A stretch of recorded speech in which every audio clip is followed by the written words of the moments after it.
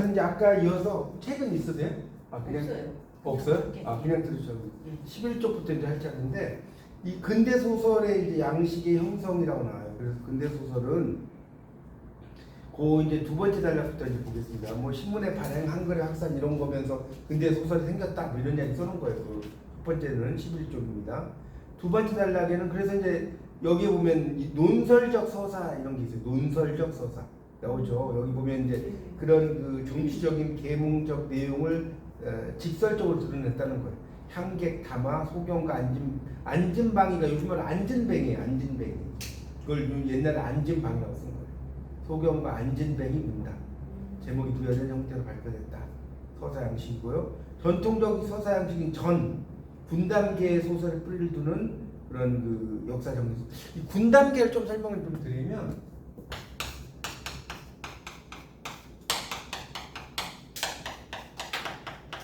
군담이 이제 계자를 쓰는 군담계라는 거 저번에 제가 그 고전문학에 뭐 있었잖아요. 고전의 이해와 감상의 소대성전 뭐 이런 거 기억나시죠?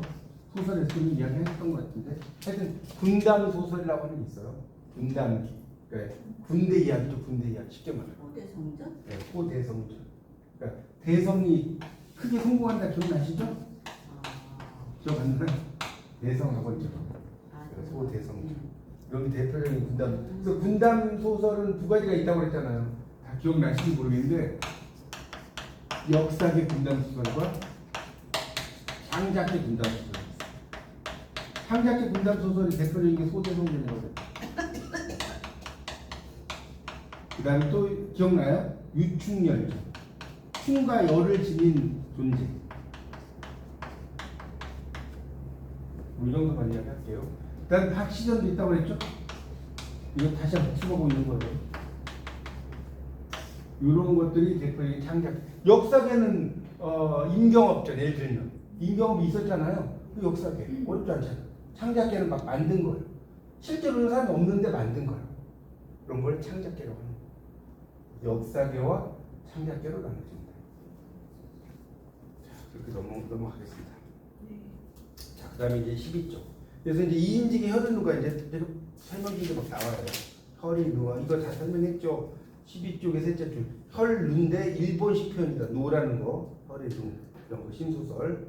그래서 신소설이라고 하는 것이 이제 뭐 좀 그 새로운 형태를 가지는데 신소설은 좀 재밌는 게 이런 남녀의 사랑이라든가 뭐 신여성에 대한 이야기가 많이 나와요. 신소설이라고 하는 것 자체가 그 정도만 이해하시면 될 것 같아요. 자, 13쪽으로 가면 이광세 무적 나왔죠. 국문론의 최초의 근대 장편 나오죠. 그래서 근대 장편 소설이에요. 이광세 무적 근대 장편 소설이다. 이야기 하시면 될 것 같고요. 뭐 작품은 여러분이 이제 1학년 때, 1학기 때 소설의 이해와 감상을 다 공부하셨으니까 그래서 옛날에 권위로부터 해방하는 이야기 뭐 이런 이야기라고 했고요. 자, 그래서 소설의 현재와 미래로 내려갔어요. 소설의 현재와 미래 밑으로 가면 그래서 이제 소설이라고 하는 것이 이제 100년 동안 아주 변화가 많았다. 그래서 소설은 자 14쪽 넘겨서 14쪽 넘기면 아주 그런 다양한 모습으로 영역이 확대 심화됐다. 이렇게 나오고요. 소설이 이제 그 다음에 이제 그 다음 단락이 중요한 거 여기 네모치세요. 심리소설에 등장한다고 있을 거예요. 14쪽 두 번째 낸 심리소설이라고 했어요. 심리소설. 그러니까 심리소설은 말 그대로 심리적인 소설이죠. 사이컬로 아지컬 하는데 그런 것들은 객관적으로 인식된 내부가 아니라 무의식, 의식. 그러니까 우리가 이것도 좀 설명 좀 하면 그렇죠. 의식과 무의식이라는 게 있는 거예요. 의식이 있고 무의식이 있고. 근데 이 무의식을 이야기하는 사람은 누구죠? 무의식을 이야기하는 사람은 누구죠? 무의식. 프로이드잖아. 프로이드. 정신과 의사. 프로이드. 네, 프로이드 정신분석. 프로이드 이전에는 무의식을 이야기하는 사람이 없었어요. 근데 프로이드가 무의식을 이야기했는데 프로이드는 정신과 의사였습니다. 그 정신과 의사였고요. 빈대학이라고 있어요. 빈대학 교수였어요. 그 스위스 가면 빈대학이라고 있어요. 오스트리아 뭐 이쪽에 그 빈대학 있어요. 근데 그 오스트리아죠. 오스트리아. 빈대학.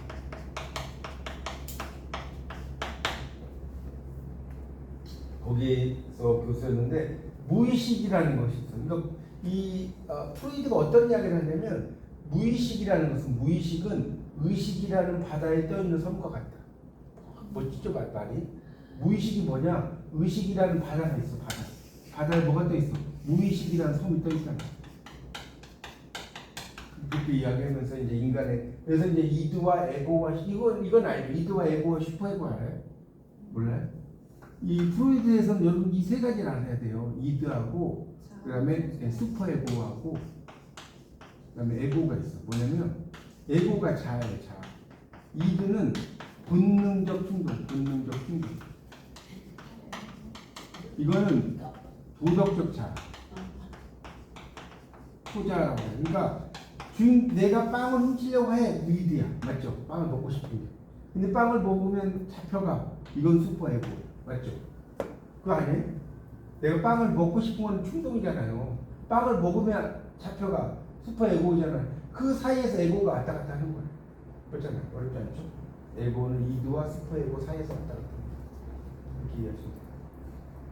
그래서 이제 그런 것들을 좀 알아두시면 좋습니다. 프로이드의 이론이죠. 그래서 무의식을 많이 이야기하는 게 뭐냐? 심리소설이다. 이렇게 이해하시면 돼요. 심리주의 소설. 이런 심리주의 소설이 특히 이제 뭐 나사의 회전이라든가 영문학 공부하다 보면 많이 나오는데 심리소설은 이런 인간의 무의식을 이야기하는 거다. 그런 정도로만 알면 됩니다. 이상의 날개를 약간 예, 그렇죠. 약간 심리주의형 소설이에요. 맞아요. 잘 말씀하셨어요. 이상의 날개도 심리주의 소설로 볼 수가 있습니다. 그렇게 볼 수가 있고요. 자, 그래서 밑에 있는 내용들을 쭉 넘어가도 될 것 같고요. 자, 15쪽으로 이제 가겠습니다. 15쪽으로 넘어가면 그 유민 에브리슨 저 좋아하는 노래. 자, 그래서 그 15쪽을 넘어가면 이제 그래서 이제 이 컴퓨터 같은 게 보급이 되면서 영상 매체 14쪽의 마지막 단락부터 나오죠. 그 20세기 중반 이후에 영상의 급속한 확산, 컴퓨터의 보급은 소설을 다양하게 변화시켰다 하면서 이제 쭉 여러 가지 이야기들이 나오고 있어요. 그래서 그런 내용도 있죠. 그래서 이제 점점점 이제 실험적인 매체와의 만남 이런 것들이 등장했다는 내용이 쭉 나오니까 그거는 뭐 넘어가겠습니다.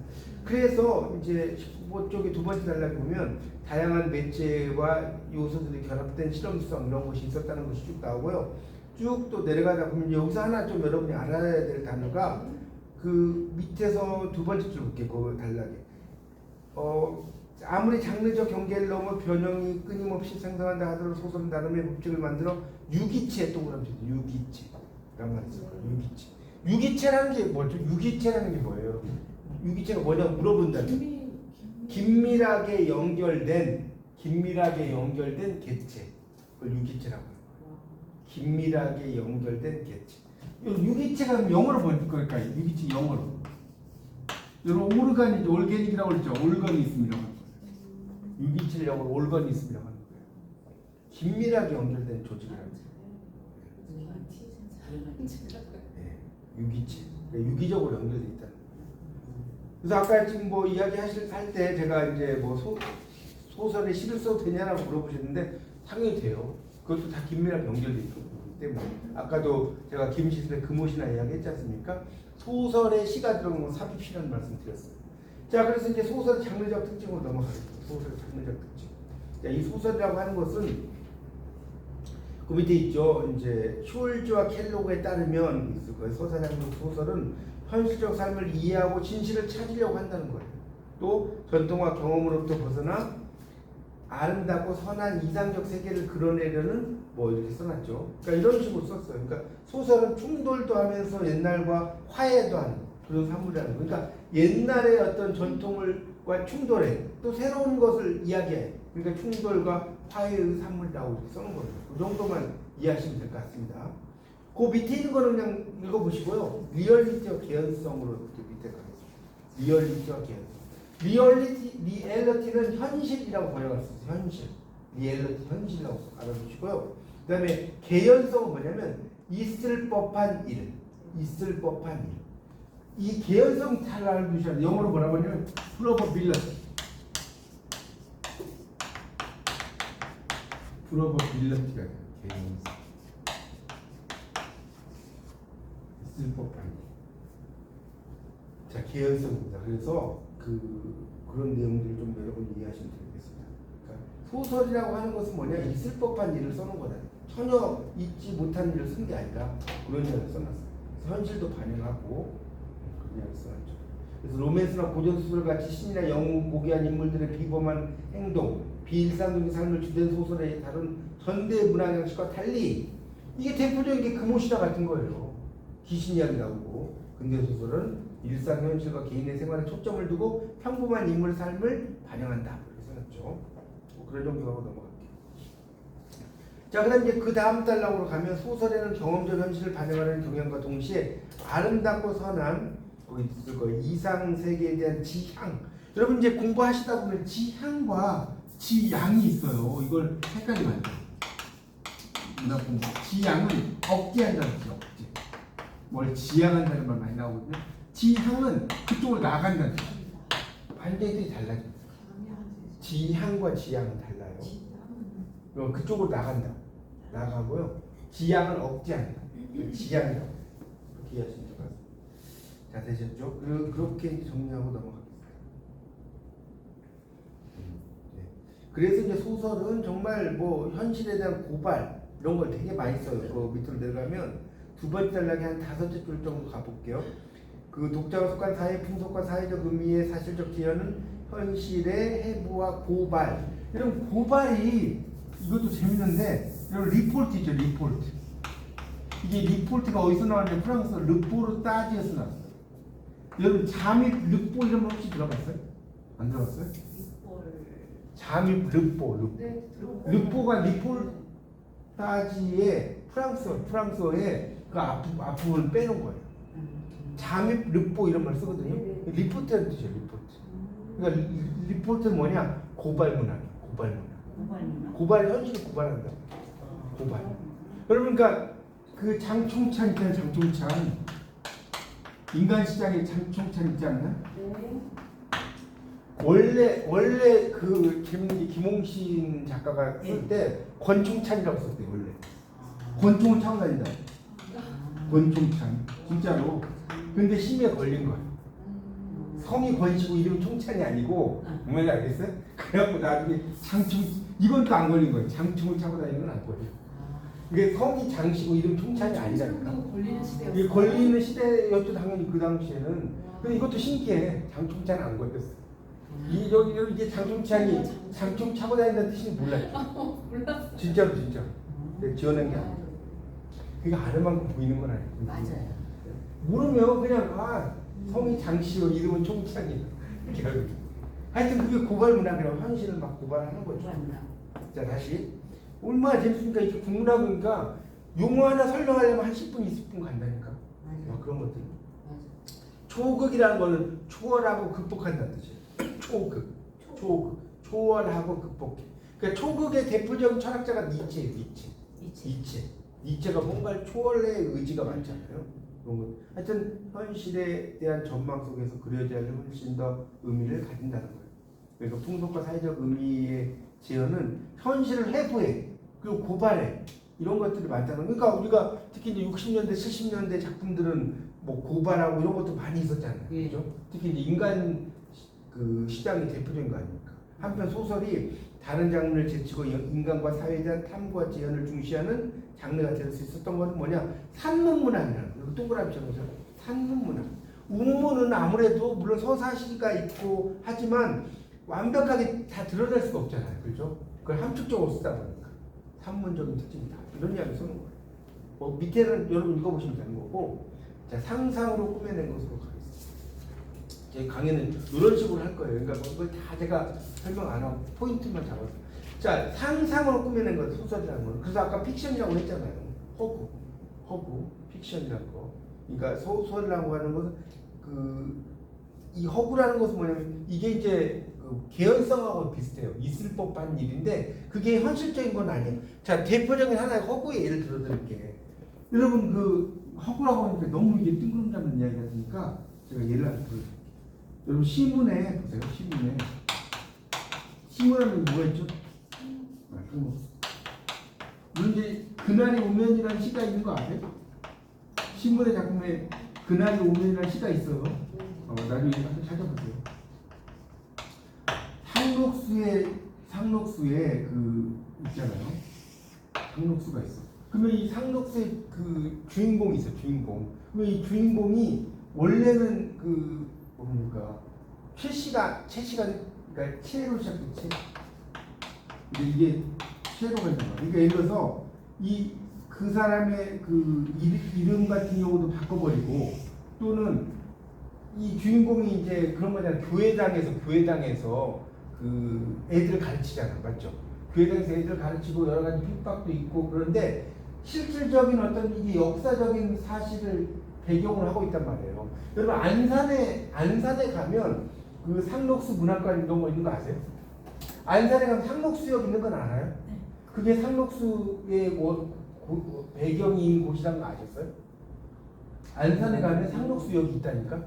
네. 여러분 국문관 다니시면 안산에 상록수역 가보셔야 한다니까? 전혀 몰랐죠? 네. 그러니까 여러분 이런 거 배우시는 것만 해도 국문과 오신 보람 있는 거예요. 안산 상록수역에 가면 이 신문에 상록수 문학관이 있다니까?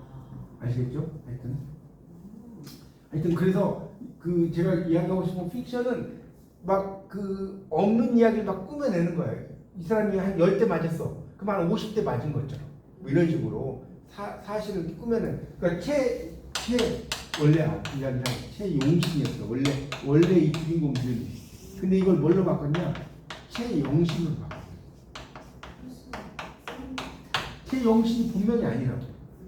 본명은 최용신이에요. 똑같이 쓰면 재미가 없잖아요. 그래서 또 다른 인물을 만들어버렸어요. 최용신. 상록수는 다 아시잖아요. 계몽, 분화로드 운동에 영향을 받았고 민중소, 그러니까 분화로드. 이 국문학 공부가 여러분 재밌는 게 뭔지 아세요? 외국어가 싫어가지고 국문과 왔잖아요. 대부분. 근데 국문과가 영어를 해야 안 해. 해. 물론 이제 막 번역을 하는 건 안 해. 근데 이런 용어들을 알아야 돼. 그렇죠. 민중소. 국문과 나오면 유식해질 수밖에 없어요. 이런 말들이 민중속으로. 분화로드. 러시아의 분화로드 영향을 받았잖아요. 운동이. 자, 그래서 다시 교재를 보겠습니다. 그러니까 픽션이라는 것은 이제 그런 것을 이야기하고요. 그래서 이제 픽션에는 민담, 우화, 소라 이런 게 있다. 넘겨보세요. 모두가 포함된다는 거예요. 픽션에 당연히 포함되죠. 호구적인 이야기들이 있으니까. 어쨌든 이제 그런 이야기 쓰는 거고요. 소설이라고 하는 것은 아까도 말씀드렸지만 되게 하찮은 이야기다. 그런 이야기 쓰는 거고요. 자, 그 다음에 이제 현대에 들어와서 소설은 허구에 의존해온 전통으로부터 벗어나려는 경향을 보였다. 그러니까 계속 전통적인 것에서 벗어나려는 대표적인 게 여러분 쭉 내려가다 보면 유명한 작품 나오죠. 82년생 김지영. 이게 영화로도 아마 나왔을 텐데. 네, 영화로도 나왔어요. 82년생 김지영이라는 작품. 김이죠? 82년생. 82년생 김지영. 이 소설이 센세이션. 센세이션을 일으켰죠. 그러니까 한 여인이 이제 그러니까 며느리인데 며느리 평상시에 되게 착한 며느리였는데 갑자기 막 이렇게 그죠? 그런 하여튼 이 두 가지 면이 이렇게 나오는 그 모습이잖아, 맞죠? 이 82년생 김지영이라는 작품이. 그래서 여기 때 나오면 82년에 태어나 한국에서 살아가는 보통 여성이 겪는 여성 차별 현실을 다큐멘터리 형식을 빌어서 고발했다는 것이죠. 그렇게 나옵니다. 실제 기사라면서요.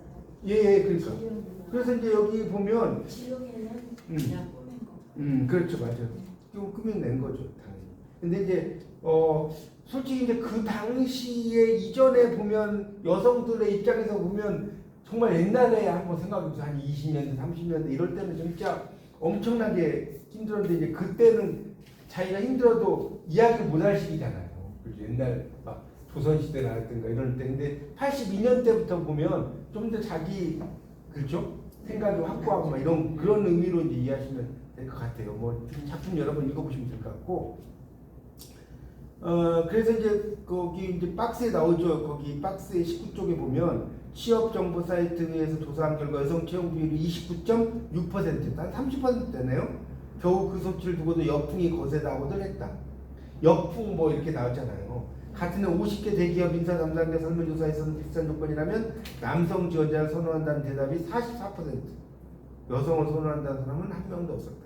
그러면서 나오죠. 그러니까 김지영이 취업을 위해 쓰던 2005년도에 여성이 남성에 비해 어떤 차별을 받았는지를 서술한 부분이라고 쭉 나오고 있습니다. 그런 걸 이제 그 약간 고발문학도 이것도 르포르타지의 형태라고 볼 수 있을 것 같고요. 그 다음에 이제 그럴듯한 해석이 이게 바로 뭐예요? 가르쳐 보세요. 개연성이라고 하는 거예요. 아까 제가 설명드렸죠? 그럴듯한 해석이 가로 해놓고 개연성이라고 해요. 개연성. 그럴듯한 세계가 개연성이에요. 프로버빌리티까지 이야기했습니다. 그러니까 개연성을 다시 말하면 뭐냐? 거기서 봐. 사실 플러스 허구예요. 개연성은 그러니까 그럴듯한 거예요. 사실도 있고 허구도 있어. 뒤에 복합적이다. 개연성이죠. 이렇게 이해할 수 있을 것 같고요. 그러니까 이렇게 생각하면 돼. 개연성을 좀 더 설명을 하면 소설은 여기 밑에 나오지만 실제로 일어나진 않았지만 현실화될 수 있거나 맞죠? 실제로 일어나진 않았잖아요. 또 참이될 수 있는 가능성이 있어. 이런 걸 그리는 거예요. 소설은 실제로 일어나진 않았지만 현실화될 수 있거나 참이될 수 있는 가능성이 있는 것을 그린다. 말해 보시지 않나요? 실제로 일어나지 않았지만, 그러니까 실제로 일어난 걸 그대로 쓰면 뭐예요? 논픽션이지. 그렇지 않나요? 근데 픽션이니까 그렇게 얘기하죠. 자, 넘겨보세요. 그래서 이제 그 이야기가 계속 똑같은 이야기 반복되니까 넘어갈게요. 20페이지에 이 책이 보면 나온 게 또 나오고 뭐 좋긴 한데 좀 지루해 그러면. 그러니까 제가 빨리빨리 넘어갈게요. 개연성 아까 했으니까 넘어가고. 자, 그 다음 단락에 볼게요. 소설은 역사적 기록이나 신문 뭐 이런 거와 뚜렷이 구별도 당연하죠. 이런 것들 다 있는 그대로 쓴다 이거예요. 예를 들어서 1950년 6월 25일 한국전쟁이 발발했다. 역사잖아. 한국전쟁. 역사서는 전쟁의 추이와 사상의 규모를 정확한 자료를 통해 기록해. 그렇죠? 반면에 한국전쟁을 소재로 삼았은 윤홍길의 장마 여기 밑에 여러분 장마를 안 읽어보셨다. 꼭 읽어보셔야 돼요. 읽어보셨어요? 그러니까 읽어보신 분도 계시고 안 읽어보신 분도 계신데 읽어보셔야 됩니다. 그래서 뭐 이거 어차피 책에 있었죠. 윤홍길이 상상력을 가미해서 뭐 이렇게 썼다는 겁니다. 여기 나오죠. 어쩌다 보니 사돈집에 피난을 가서 신세 질 수 있고 사돈 간의 국군과 인민군이 돼. 맞죠? 어린 손은 초콜릿 주는 어른의 꿰매 넘어가 비밀을 발설할 수 있어. 독자는 한국전쟁으로 아들을 잃고 고통스러워하는 반목은 서로 막 째려보고 이런 거예요. 반목이란 말이. 그래서 슬픔을 함께하면서 화해하는 어머니의 모습을 보는 거예요. 그러면서 이제 이게 이제 왜 장마냐? 이 이제 제목이 주는 메시지가 큰데 남북이 대치하고 있는 상태를 장마라고 표현한 거예요. 장마라는 게. 뭐 비가 오는 그 장마도 되지만 왜요? 아 필기 안 하셨어요? 아니요. 남북이 대치하는. 아닙니다. 아 비가 오는 게 아니죠. 그러니까 그래서 이제 공부하는 게 이게 할 만큼 배우는 거예요. 남북이 이게 대치된 상태를 장마라고 표현하는 거죠. 위험한 상태. 그렇죠. 위험한 상태. 21쪽에 율리시즈가 나오는데요. 야, 이 율리시즈가 등장을 하네. 이 제임스 조이스라고 하는 이게 아일랜드의 작가예요. 지금 영문학 공부하면 다 배우는 작품인데 율리시즈. 제임스 조이스라고 있어요. 여러분 이제 국문학을 공부할 때는 거의 안 배워요. 동일인물 아니에요? 뭐라고요? 그죠. 오디세이가 동일 인물이죠. 맞아요. 오디세이 동일 인물이에요. 오디세이라고 하고. 근데 이 오디세이 율리시즈라고 하는데 이게 이제 현대적으로 조명한 거예요. 이 율리시즈를 이게 정말 율리시즈가 어려운 게 뭐냐면요. 제가 이제 영문학을 공부하면서 책을 샀는데 우리나라 유명한 그 교수가 책을 번역을 했는데 얼마나 웃기냐면 율리시즈가 상권, 중권, 하권이 있어요. 그리고 또 해설서가 한 권 있어. 그리고 공부하다가 쓰러진 해설서가 또 한 권 있어. 근데 이 해설을 된 걸 읽어도 뭔 소리인지를 모르. 뭔 말인지 아시겠어? 엄청나게 어려워. 이게 그러니까 율리시즈 그러니까 이거 가르치신 그러니까 번역하신 분은 평생을 율리시즈만 연구하다 돌아가시는 거예요. 이해가세요? 그만큼 어렵다는 거예요. 율리시즈가 왜 어렵냐면 이 일종의 율리시즈는 인간의 무의식이죠. 무의식. 뭐 이런 것들 막 써놓은 거예요. 그러니까 의식의 흐름이 있거든요. 이거 이렇게 하려면 정확히 모르는 어려운 이야기. 그러니까 인간의 막 무의식의 상태 이야기들을 막 써놨어요. 무의식이 중요하죠. 네, 무의식이 중요하죠. 그러니까 제형력이 무의식인데 상당히 어려워요, 제가. 그러니까 그냥 그렇게 말하면 돼요. 그래서 율리시즈가 뭐 읽어볼 필요는 없고 그래서 다시 21쪽으로 와서요. 거기 나와놨죠. 뭐라고 썼습니까? 모더니즘 소설 대표작으로 평가받는 제임스 조이스의 율리시즈는 두 주인공의 하루 동안의 경험을 다룰 뿐이지만 삶, 죽음 등 보편적인 주제부터 대도시의 생활상, 당시 아일랜드의 시대상을 실험적인 형식 안에서 아우르고 있다. 소설성이 곧 작품성을 보증하는 것이 아님을 보여주는 사례다. 이렇죠. 상당히 어렵습니다. 율리시즈 하여튼 의식의 흐름 기법 이 정도까지만 알면 됩니다. 영문학과를 나와도 율리시즈 전공자 아닌 사람들은 잘 몰라요. 그 정도만 알면 됩니다. 어렵다 이 내용이. 그래서 하여튼 중요한 것은 그 밑으로 이제 가서 소설은 꾸며낸 것임에도 불구하고 등장인물들이 살아 숨쉬는 듯한 생동감을 가지게 된다. 여기 생동감 동그라미 쳐. 생동감. 그다음에 유기적인 구조, 유기적 계속 말씀드렸죠. 긴밀하게 연결된. 유기적 이런 말 나오면 긴밀하게 연결된 써놓으시면 좋겠습니다. 그런 구조다. 우리가 알면 될 것 같고요. 넘겨보세요. 자, 22쪽으로 넘어가서. 그래서 이제 이야기와 이야기하기인데 이야기가 서사입니다. 사람은 이야기를 듣고 남에게 들려주고 싶어하는 욕망을 가지고 있어요. 여러분도 그렇잖아요. 내가 이야기를 누구한테 들었어. 그러면 이야기를 들려주고 싶어. 근데 이제 이게 또 재밌는 게 똑같은 이야기를 들었는데 A라는 사람 이야기는 되게 재밌어. B라는 사람 이야기는 하나도 안 웃어. 이해가시죠? 그걸 전달을 또 잘하는 사람이 있고요. 그지 않나요? 여러분도 귀에 한번 봐보세요. 똑같은 이야기 들었는데 A라는 사람 이야기 막 웃어. B라는 사람 이야기 그래서 어쩌라고 뭐 이런단 말이에요. 그러니까 이게 이제 전달 능력, 전달자라고 나중에 이제 구비문학에서 공부하시겠지만 그 전달 능력이 또 있어요. 하여튼 이야기를 듣고 남에게 들려주고 싶은 욕망이 있다는 거예요. 그래서 이런 욕망이 알지 못하는 세계와 사람들에 대한 관심, 호기심에 뿌리를 내리고 있다. 그런 이야기가 있고요. 이제 그러다 보니까 이제 뭐 실패와 성공 이야기가 있다. 자, 그 다음에 이제 중요한 거, 이야기에는 그 밑줄 쫙 적으세요. 밑줄달라. 반드시 인물이 있고 인물이 행동한다. 자, 이것도 좀 설명 좀 드릴게요. 뭘 여러분 소설을 알려면, 자, 이걸 알아야 돼. 뭘 알아야 되냐? 이 책에는 안 나오는데 다 배웠던 건데, 자, 복습해보죠.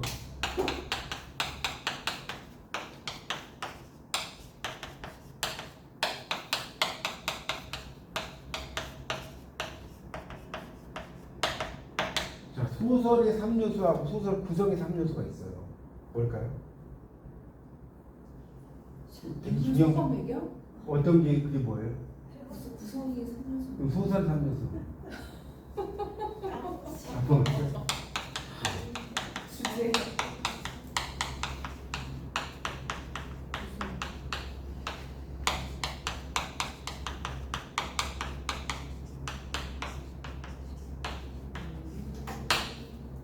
소설의 3요소가 주제 구성 문제고요. 소설 구성의 3요소가 인물 사건 배경.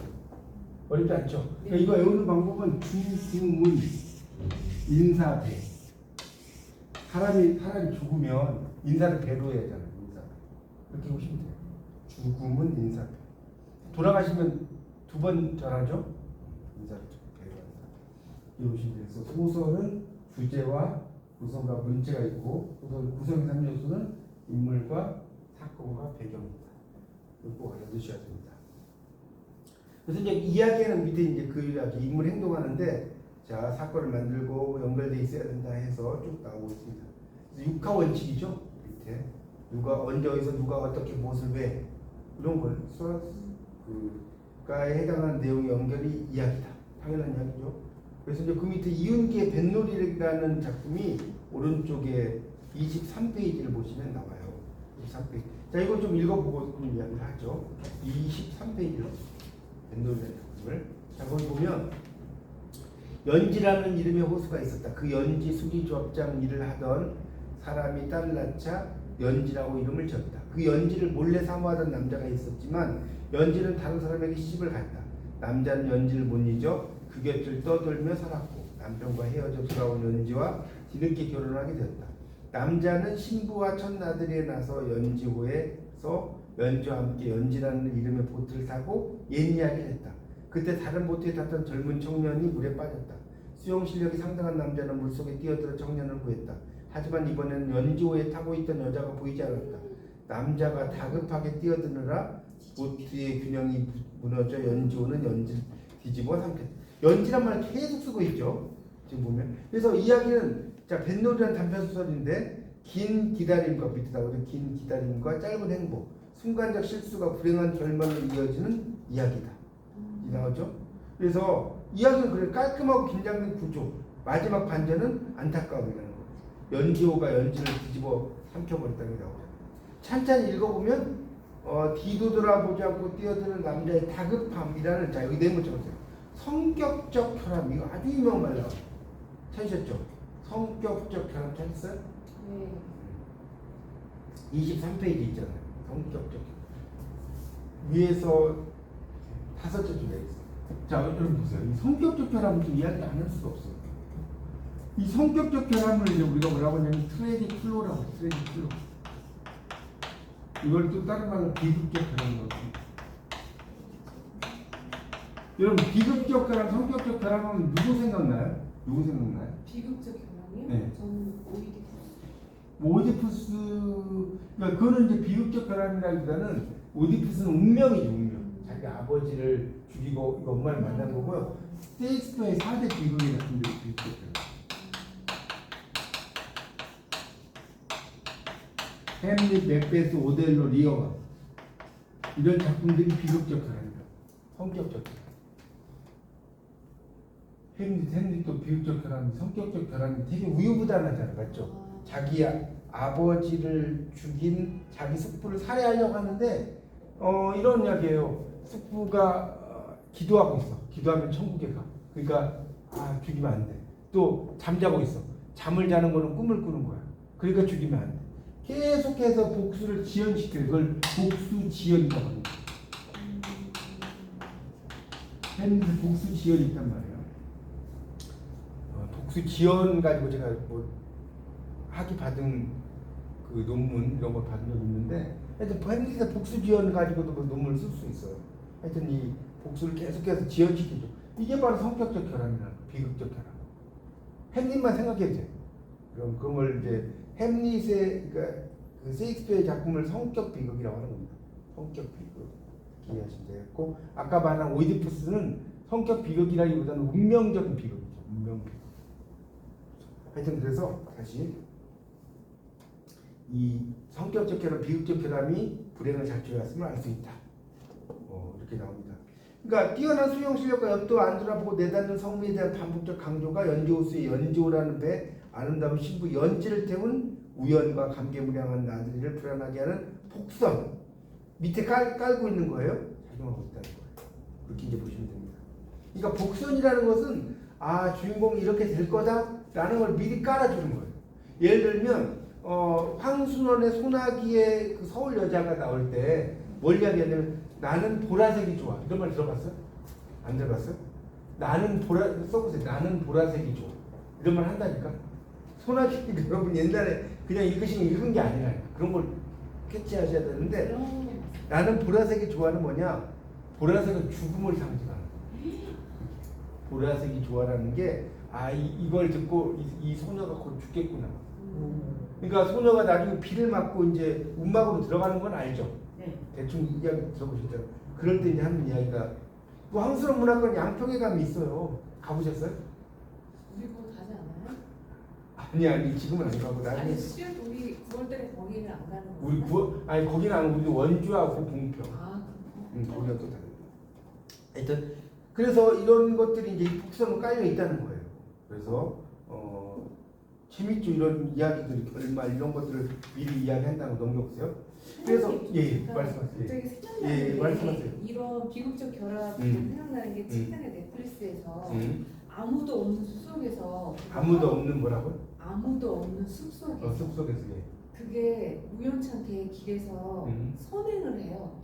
착한 일? 네, 착한 일. 네. 근데 그게 이제 악연으로 돌아오는 거예요. 이런 것도 뭔가 근데 이제 그거는 이제 그 사람의 그렇게 성격적 비극이라고 할 수도 있겠죠. 그 사람이 이제 착한 일을 한 거는 성격이니까 성격 비극이라고 할 수 있죠.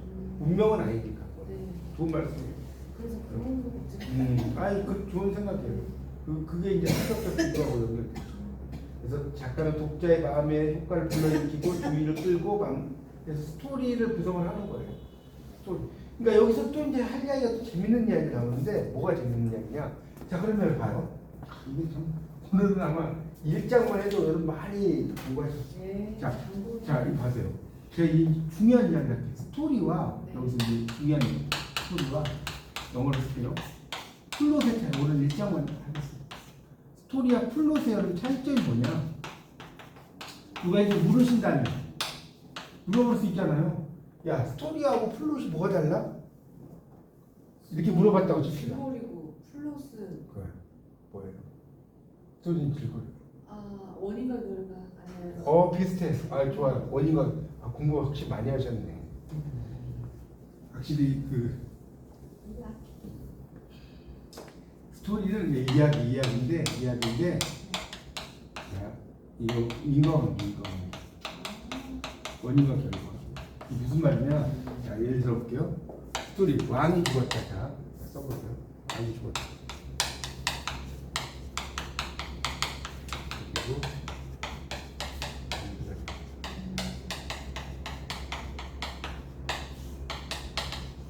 자, 인과관계 플롯은 왕이 죽었다. 이게 아주 중요한 겁니다. 그 상통으로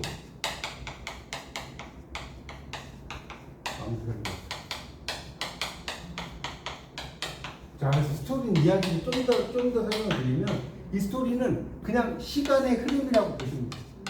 시간의 흐름. 근데 좀 더 풀어서 설명을 드립니다. 자, 여기 써보세요. 이거 엄청 유명한 말이에요. 스토리와 플롯의 차이점. 자, 왕이 죽고 좀 지나서 왕비가 죽을 수 있어. 그렇죠? 나이를 먹으면 사람이 죽으니까 죽을 수 있어. 이거 그냥 시간의 흐름이죠. 뭐 한 80, 90 산다고 해도 어쨌든 죽잖아요. 100살 넘기가 물론 110 몇 살도 있지만 일반적으로 힘들잖아요. 하여튼 이게 스토리인데 플롯은 뭐냐면 왕이 죽었어요. 근데 왕이 죽으니까 너무나 슬퍼하는 거예요. 그런 경우 있죠. 네. 너무 사랑을 해. 그 남편이나 아내는. 그런 경우 있어요. 옛날에 서정주라는 시인 유명하잖아요. 자기 아내가 죽고 얼마 안 돼서 몇 년 아내인가 돌아가셨어요. 생각나가지고. 어쨌든 이야기와 그 스토리와 플롯의 차이점은 인과관계예요. 인과관계 꼭 알아두셔야 돼요. 되게 중요합니다. 이거. 자, 그래서 다시 이제 교재를 와서 자, 이제 서사 이제 그런 얘기가 나오는데, 그러니까 이 사건을 선택하고 거기 24쪽의 두 번째 단락의 밑에 셋째 줄에 이렇게 다음에 밑줄 좀 피세요. 사건들을 선택하고 필요에 따라 재신술한 허구적 이야기를 서사 내러티브라고 부른다. 써서 서사 내러티브라고 부른다. 서사 내러티브라고 한다. 이렇게 알아두시고요. 자, 그럼 이제 그래서 이제 서사라는 것도, 서사라는 건 어떤 시간의 흐름을 이야기하는 거예요. 시간의 흐름. 서사 정말 시간의 흐름입니다. 그래서 서사성은 서사물의 특징에 따라 정도가 강하기도 하고 약하기도 하다. 당연하죠. 화자가 사건에 대해서 생각이나 느낌을 지나치게 진술하면, 그렇죠? 사건의 진행은 그만큼 안 드러나. 느낌을 이야기하는 거니까. 이 경우 서사성이 빈곤해. 그러나 서사성이 강하다고 해서 소설로서의 가치가 있고 그렇지 않다고 해서 가치가 떨어지는 건 아니다. 무슨 말이냐면, 그러면 심리소설을 생각해보세요. 대표적인 반박할, 그러니까 이렇게 누가 이야기를 했어. 그럼 여러분이 반박을 할 줄 알 거 아니에요. 그렇지 않겠어요? 서사성이 빈곤하다고 표현하는데, 그러나 다음에 밑줄 쳐봐요. 서사성이 강하다고 해서 소설로서의 가치가 있고 그렇지 않다고 해서 가치가 떨어지는 것은 아니다. 자, 예를 들어 말고 여러분의 말로 이야기해보세요. 이 반박을 해봐요. 반박.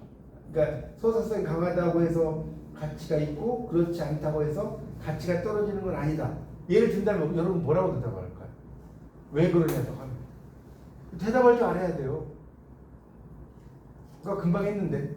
자, 심리소설 아까 있었잖아요. 여러분 심리소설이 서사성이 강할 것 같아요? 안 강할 것 같아요?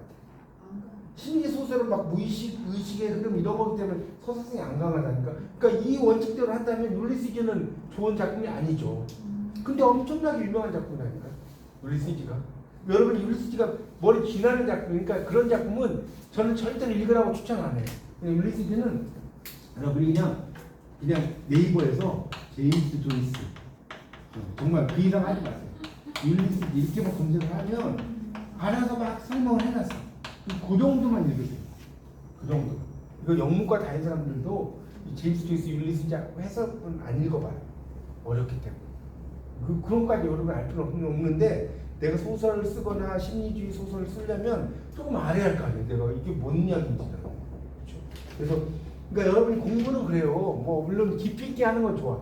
근데 저는 깊이 있게 하는 것보다는 좀 얇게 하더라도 좀 두루두루 하는 게 좋아. 그렇지 않나요? 저도 뭐 잘 몰라요, 잘. 근데 두루두루는 조금 아니까 공부는 두루두루. 자, 그래서 자 그렇게 이야기 반박이 되죠? 알겠죠? 네. 그렇게 대답을 할 줄 알아야 한다니까 여러분이. 예를 들어, 자 이제 여기서는 이제 이 이영녀 가지고 이야기를 하는데 의식의 흐름 모더니즘 소설 여기 이야기 있죠 모더니즘 소설 의식의 흐름 기법 이게 대표적인 아까 말한 율리시즈 같은 거예요. 스트림 오브 컨셔스니스라고 해요. 그래서 사건 소설이 부족하다. 소설성 빈곤하죠. 그렇지만 훌륭하다. 이제 아시겠죠 무슨 말인지. 율리시즈가 대표적이라니까. 여기는 지금 작품 예를 안 써놨는데 율리시즈가 그래요. 읽으면 뭐야 이거 그래 뭐야 이거 이야기가 재미가 없어요 별로. 이야기가 별 재미가 없다니까 내용이. 또 생각나는 사람. 예, 맞습니다. 책 잃어버린 시간을 찾아. 그렇죠. 네, 프루스트에. 그거 읽어도 읽고 생각. 맞아요. 그게 그렇죠. 읽어도 뭔 소리인지 뭐 장미의 뭡니까 장미의 이름 있잖아요. 장미의 이름 그런 것도 그래요. 읽어도 영화를 봐도 이게 뭔 소리야 막 그래요. 수도원에서의 막 어떤 비화적인 이야기 써놨는데 정말 어려운 게 너무 막 움베르토 에코의 장미의 이름이 읽어도 뭔 소리인지를 몰라. 하여튼 그렇습니다. 기호학적인 이미지로 막 써놨어요. 그래서 하여튼 이야기. 이거 보세요. 공부할 게 천지예요. 천지 아니에요? 그럼 장미 이름도 봐야지. 뭐 율리스도 읽어봐야지. 한 500년 살아야 돼. 그래서 최소. 언젠가 읽어야 되는 거죠 율리시즈를. 읽어야 되는 거죠. 읽어야 되는데 언제 읽으시려고? 나중에. 자, 하여튼 이야기하기. 소설은 이야기로 되어 있지만 이야기로 되어 있다고 해서 모두 소설은 아니다. 소설은 이야기를 눈과 목소리로 전달하는 산문이다. 이야기는 그대로 직접 전달되지 않고 특정한 매개를 통해서 전달된다. 가장 직접적으로 눈과 목소리로 구술, 입으로 진술되고 무대에서 이게 이제 희극을 이야기하려고 막 이야기하는 거예요. 그래서 이야기는 카메라 앵글처럼 전달하는 존재에 중계된다. 다시 말해 이야기하라고 부르는 사건에 의해서는 재현된다. 그러면서 김우진의 이영녀가 등장을 해요. 자, 이 이야기는 또 설명을 좀 해야 되는데 자, 김우진이 있어요. 김우진 혹시 아십니까? 알아요. 어디서? 그 동심초. 잠깐만요. 그 바다에 빠져. 윤심덕. 윤심덕. 윤심덕과 이제 함께 포네타임을 정사하고 정사 사랑을 죽었다. 사이천리. 그렇죠, 사이찬미 맞아. 정사. 이 사이찬미는 다 아실 텐데 노래. 네. 뭐 그렇죠, 황량한. 그렇죠. 아 역시. 멋있어. 맞아요. 잘하시네. 맞아요. 이게 되게 비관주의적인 노래죠. 근데 노래를 참 잘하죠. 근데 이 김우진 자 이것도 하나 알려드릴게요. 여러분 목포에 가면 유달산 목포에 가면 유달산 무조건 가죠. 예. 유달산에 가 목포에 눈물 있고 그래 가고 나중에 졸업여행 타고 가죠. 그 김우진 설명드릴게요. 김우진은 잡으면 김우진에 내가 문학관을 만약에 가고 싶어. 어디를 가야 돼요? 김우진 문학관이 있을까요? 김우진 문학관이? 서울이. 아니 서울에 가요. 목포에. 아, 김우진 목포 출신. 김우진 문학관을 가려면요. 또 하나 알려드릴게요. 그때 진짜 야, 많이. 깨고 있죠 제가. 우리가 연애하면 끝이 없다.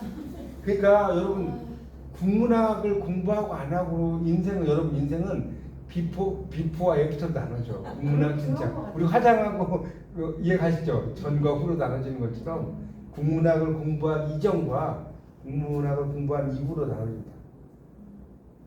목포문학관을 가셔야 돼요.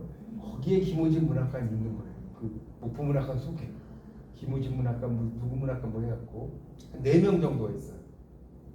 뭐 4명 나머지는 그렇게 유명하지 않는데 그 김우진 이제 있거든요. 그러니까 김우진 문학관 가지 마시고 목포 문학관을 검색을 하면 김우진 문학관을 갈 수 있어요. 많이 배우시죠 오늘? 네.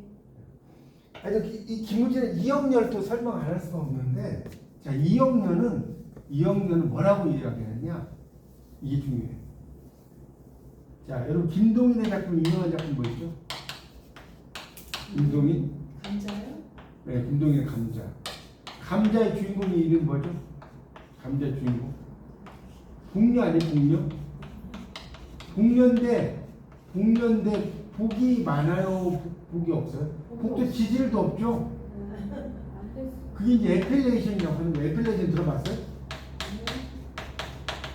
이게 바로 이름 붙이기. 할 얘기 너무 많아.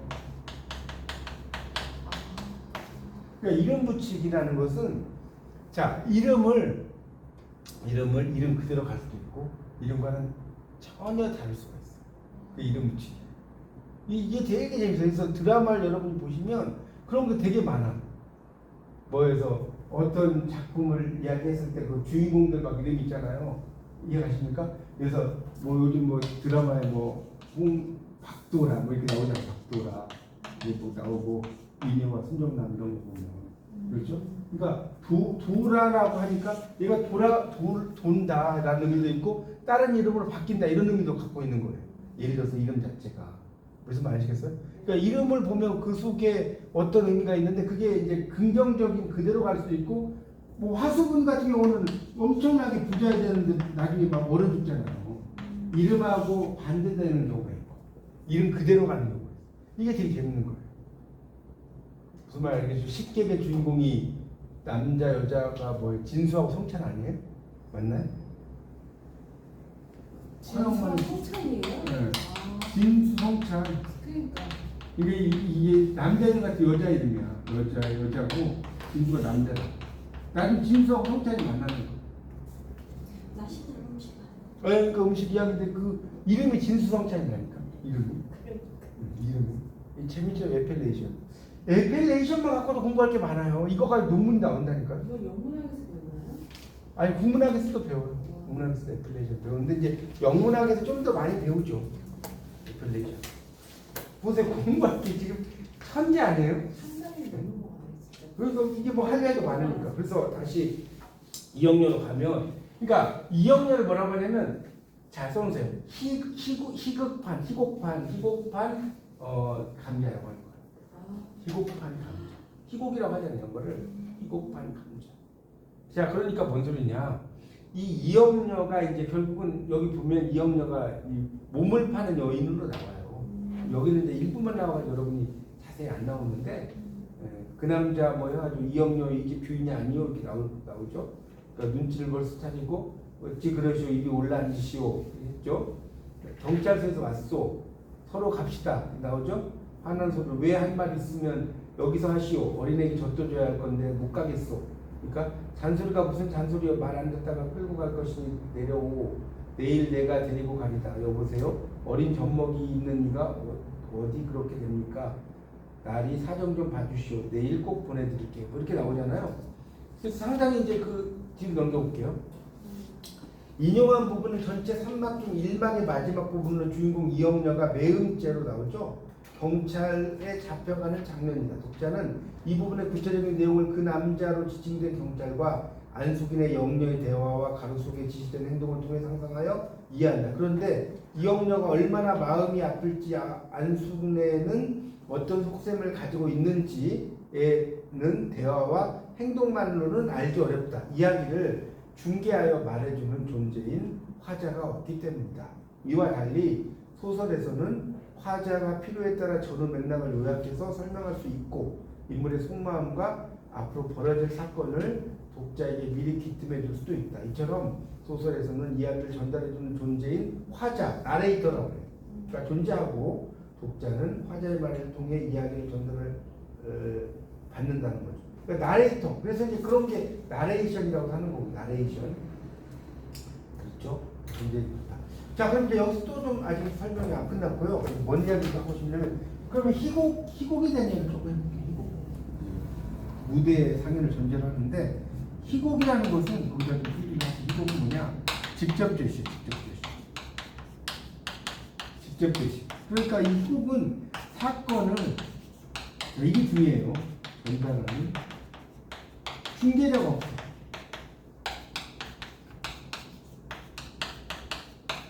지금 이영렬 보세요. 이영렬 보면 어떤 따로 그 나레이터라든가 이런 것들이 등장을 하지가 않죠. 이영렬 읽어보시면 그냥 주인공 등장인물들이 막 대화를 하잖아요. 그렇지 않나? 근데 이 소설이라고 하는 것은 소설이라고 하는 속과 달리 뭐에서 길동이 뭐 길을 가는데 뭐 눈에 눈물이 맺혔다. 아 이때 그의 심정은 어떻겠느냐. 뭐 이렇게 막 나오지 않나요? 예를 들어서 그런 게 나레이터라고. 근데 희곡이라고 하는 건 나레이터가 없어요. 생각해보세요. 나레이터가 있겠어 상식적으로? 그렇게 이게 소설이라고 하는 것은 그러니까 소설은 간접계시죠. 간접계시 없으세요? 그래서 중개자가 있어요. 중개자. 그러니까 이 중개자가 서술자를 나레이터라고 하는 거예요. 이 중개자에게 사건이 서술된다는 겁니다. 이렇게 이해하시면 될 것 같습니다. 중개자에게서 사건이 서술된다. 그래서 소설이라고 하는 것은 이렇게 이야기가 있고 서사성이 있고 그다음 서술 행위가 있다. 그러니까 이야기, 서술 행위.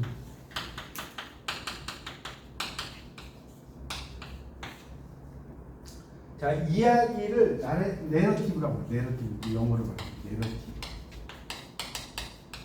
그래서 내러티브라고 할 거예요. 이거를. 서술 행위는 나레이션. 서술자는 뭐라고 했습니까? 나레이터. 이렇게 되는 거예요. 연결돼. 아시겠죠? 내러티브, 나레이션, 나레이터. 이렇게 되는 거죠. 그렇게 이해하시면 됩니다. 그래서 이야기 스토리라고 하는 것이 이제 이렇게 되는 것이라는 것도 여러분이 알아두시면 좋겠습니다. 그런 내용들이 이제 지금 여기 1장에 이야기의 어떤 핵심적인 내용이라고 볼 수 있어요. 그러니까 지금 여러분이 이제 공부를 하신 1장 이 소설론에서 이제 공부할 때는 이제 가장 중요한 게 뭐 소설론뿐이 아니라 1장이 가장 중요한 거예요. 그렇지 않나요? 1장을 내가 좀 이렇게 알아야지 2장, 3장이 재밌어지지. 1장부터 그냥 우리 영어 공부할 때 1장부터 막 I am 뭐 boy 막부터 헷갈리면 뒤에 안 넘어가잖아. 그죠? 똑같습니다. 소설론도 그렇게 여러분이 좀 공부를 좀 하시면 좋을 것 같고 뭐 조금 더 하죠. 뭐 저는 1장까지만 하려고 했는데 조금 더 시간이 좀 더 쉬는 시간이죠? 네, 쉬는 네. 시간.